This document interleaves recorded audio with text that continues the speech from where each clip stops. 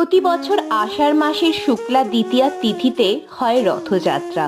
এই রথযাত্রায় সর্বপ্রথমে থাকে তালধ্বজ রথ, যেখানে বিরাজমান থাকে বলভদ্র।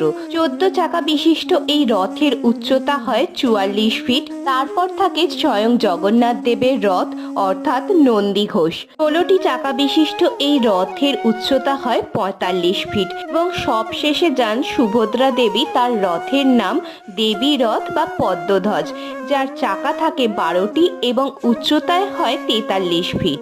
এই রথের দিনে 3 ভাই বোন যান এই মাসির বাড়িতে। কে এই মাসি? এই মাসি হলেন গুন্ডিচা দেবী, যিনি হচ্ছেন জগন্নাথ দেবের প্রতিষ্ঠাতা রাজা ইন্দ্রদুম্নর পত্নী। আর এই রথযাত্রা উৎসবটি প্রচলন করেছিলেন রাজা অনন্ত বর্মা। কেমন লাগলো আজকের ইনফরমেশন? ভালো লাগলে অবশ্যই লাইক, কমেন্ট, শেয়ার করবেন আর চ্যানেলটি সাবস্ক্রাইব করতে ভুলবেন না।